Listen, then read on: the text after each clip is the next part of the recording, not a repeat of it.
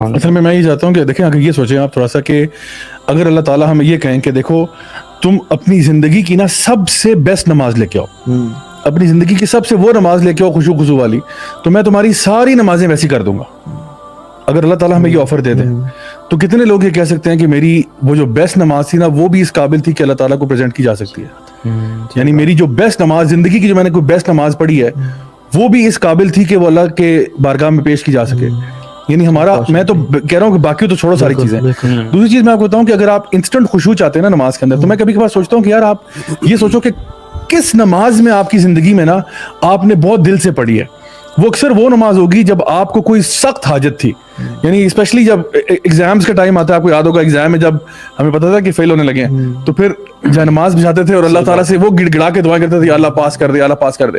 یا جب دکھی تھے کسی بھی کوئی ٹریجڈی ہو گئی، دل ٹوٹ گیا ہو، پیار میں ناکامی ہوئی ہو، تو انسان اس ٹائم پہ جس طرح سے اللہ کو پکارتا ہے نا وہ ایک مختلف پکار ہوتی ہے جو آپ کی روٹین میں نہیں آتی.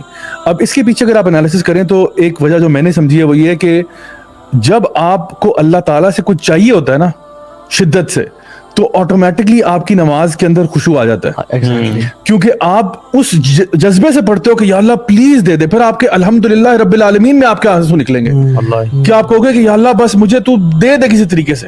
اور پھر آپ قل اللہ پڑھو گے یا قل اعوذ برب الفلق پڑھو گے یا قل اعوذ برب الناس پڑھو گے، کچھ بھی پڑھو گے اس میں آپ کے آنسو نکل رہے ہوں گے کہ یا اللہ بس مجھے عطا فرما دے، مجھے تجھ سے بس یہ ایک چیز چاہیے. تو میں ایک ٹیکنیک جو سمجھتا ہوں بڑی امپورٹنٹ ہے وہ یہ ہے کہ جب بھی آپ نماز پڑھنے جا رہے ہیں نا، تو جس طرح آپ نے کہا نا کہ پہلے سے اپنے آپ کو مینٹلی پریپیئر کرنا. ایک تو یہ پریپیئر کرنا کہ میں اللہ سے ملنے جا رہا ہوں. مطلب ویسے آپ کسی بندے کو ملنے جاتے ہیں، کسی دنیاوی بندے کو، ویسے کسی فار ایگزامپل آپ کسی بھی ہیڈ کو ملنے جا رہے ہیں، ڈپارٹمنٹ کا ہیڈ ہے کوئی ایسی چیز ہے، تو آپ پورا تیار شیار ہو کے سوٹڈ بوٹڈ ہو کے جاتے ہیں بڑے تمیز کے ساتھ، کسی بڑی پرسنالٹی کو ملنے جا رہا ہوں. صحیح بات. تو یہ نعوذ باللہ اللہ ہی رہ گیا پیچھے جس کے لیے آپ اتنے کیئرلیس ہو کے جا رہے ہیں، پہلی بات. دوسری بات یہ کہ جب آپ کو پتا ہے نا کہ میں نے کچھ اللہ تعالیٰ کے سامنے اللہ سے کچھ مانگنا ہے، تو اپنے پاس یعنی الدعاء هو العبادہ، دعا جو ہے وہ عبادت ہے. تو پہلے سے آپ سوچیں کہ میں نے اللہ تعالیٰ سے نا اس نماز میں یہ چیز مانگنی ہے آج، اور میں نے ٹکا کے مانگنی ہے. تو اس سے لے کے آنی ہے، میں نے اتنا مطلب گڑ گڑا کے اللہ تعالیٰ کے آگے مطلب یعنی دعا کرنی ہے کہ اللہ تعالیٰ میری جو ہے نا دعا قبول فرمائے، کیونکہ پوری نماز ہی آپ سمجھے دعا ہے.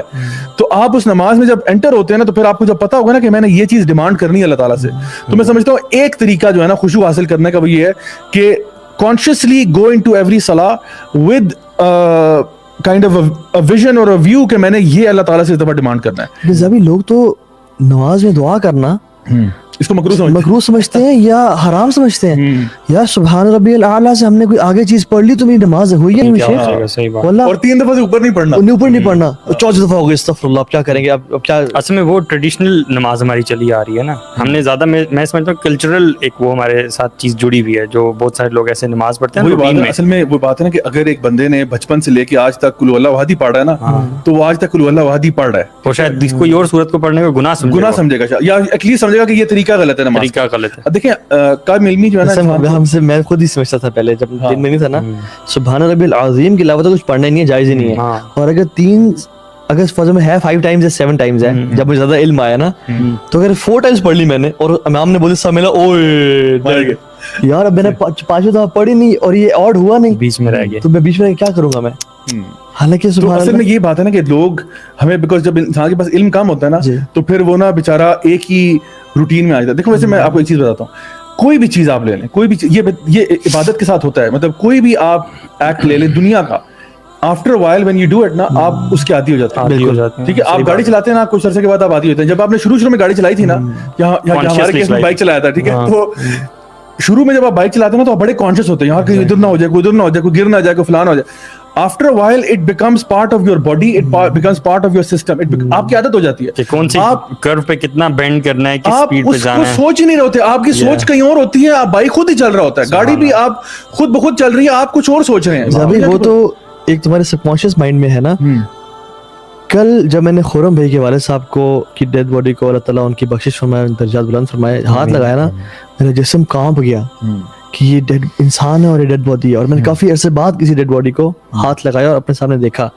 لیکن جو قبرستان میں جو قبر کھودنے والے اور وہ لوگ تھے نا، ان کے لیے کچھ بھی نہیں تھا. اچھا بیزار لوگ تھے وہ. پھر ان کا ایٹیٹیوڈ کیا کہ وہ نا مطلب ہمیں نا، میں آپ کو ان کی وہ نہیں ایکسپوز کرنا چاہ رہا وہ کیا ڈیمانڈ کر رہے تھے، لیکن جو قبرستان والے لوگ تھے جو قبر کھودوانے کے لیے ٹائم پہ سبحان اللہ. اور ان کی ایکٹیویٹیز اور سب کچھ دیکھے they were desensitized کہ یار مردے کو آپ قبر پہ روزانہ اتارتے ہو تو آپ کا تو تقوی کا وہ لیول ہونا چاہیے کہ جو ہم اس دن فیل کرتے ہیں, لیکن آپ کو تو پرواہ کوئی نہیں. وہی بات ہے نا, آپ کوئی بھی چیز بار بار کرتے ہو نا تو وہ آپ کی عادت بن جاتی ہے. اس کو مطلب اس عادت کے فارم سے باہر نکالنے کے لیے آپ کو کانشیس ایفرٹ کرنا پڑتا ہے. اور یہ میں آپ کو بتاؤں یہ ہر عبادت کے ساتھ بریک دی سرکل, وہ ایک سائیکل آپ نے توڑنی ہے اور آپ نے اس میں کچھ نیا لے کے آنا ہے, آپ نے کچھ نئی چیز لانی ہے. یا ادراک ہونا بھی ضروری ہے, علم ہونا, اس کو should be backed by some علم نا جس کو آپ ریوائز کرتے ہو بعد میں. لیکن جس طرح آپ اگر نماز کی بات کریں نا, اگر آپ اپنے آپ کو یہ مشن دیتے ہیں کہ یار میں نے نا ہر ہفتے نماز کے اندر کچھ نئی صورتیں لے کے آنی ہیں, میں وہ صورتیں نہیں پڑھوں گا جو میں بچپن سے پڑھتا آ رہا ہوں, چاہے وہ قل اللہ احد ہو, قل اعوذ برب الفلق ہو, ناس ہو, کچھ بھی ہو, یار میں نے کوئی نئی صورت پڑھنی ہے بیکاز میں اپنی نماز کو نا خوبصورت بنانا چاہتا ہوں. میں نے کچھ نئی دعائیں سیکھنی ہیں, یعنی جو کہ تشہد میں بڑھ سکوں, جو سجدے میں جو نا مانگ سکوں, جو رکوع میں مانگ سکوں. I have to push myself کہ یار میں نے اپنی نماز کی کوالٹی کو چینج کرنا ہے. ہر دفعہ میں اللہ تعالیٰ کے سامنے وہی منہ اٹھا کے پہنچ جاتا ہوں, وہی باتیں کہتا ہوں ریپیٹ پہ, تو وہ عادت بن جاتی ہے. اور پھر ہم لوگ کیا کرتے ہیں, اس عبادت کے اندر ہم ٹیون آؤٹ کر جاتے ہیں. بالکل. تو اس ٹیوننگ آؤٹ کو روکنے کے لیے نا آپ جب اس میں جان بوجھ کے سوچو گے نا کہ یار میں نے آج یہ صورت پڑھنی ہے, میں نے ابھی سیکھی ہے, اور میں سمجھتا ہوں کہ جو بندہ بھی قرآن حفظ کر رہا ہے یا ایون ایک پورشن بھی حفظ کر رہا ہے, اس کے لیے بڑی زبردست پریکٹس کی جگہ کہ نماز میں پریکٹس کرے. غلطی سے نہ ڈریں, غلطی ہوگی تو کیا ہوگا, کوئی بات نہیں, وہیں پہ اللہ اکبر کر کے رکوع میں چلے جانا, what's the big deal, right.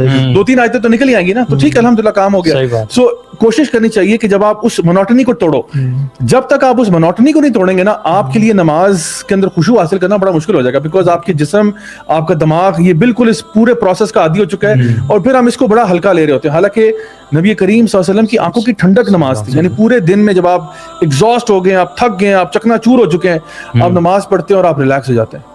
ہم نماز میں بھی ریلیکس نہیں ہوتے, کیوں؟ کیونکہ ہم نماز بھی بھاگم دوڑ پڑھ رہے ہوتے ہیں, سر سے اتار رہے ہوتے ہیں. یہ جو لوگ نا, لوگ سوال کریں گے کہ کیا رکوع میں سبحان ربی الاعلیٰ کے علاوہ اور دعائیں ہیں؟ واللہ مطلب لوگوں کو یہ بھی نہیں, بیسک بھی نہیں پتا.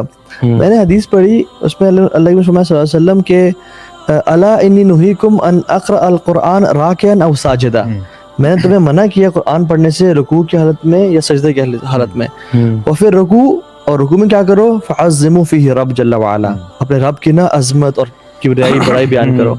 وفی السجود فاکثروا, بلکہ فاجتہدوا فی الدعاء, سجدے میں مطلب مجاہدہ کرو, جہاد کرو, کثرت سے دعائیں کرو. اور ہم لوگ تو رکوع میں, اب رکوع کی جو دعائیں ہیں مطلب 1-2 اگر ہم بتائیں, اللہم لک رکعت وبک آمنت ولک اسلمت خاشع لک سمعی وبصری ومخی وعظمی وعصبی, مطلب پتہ ہو تو مزہ آتا ہے نا. اصل بات بھی تو یہ ہے.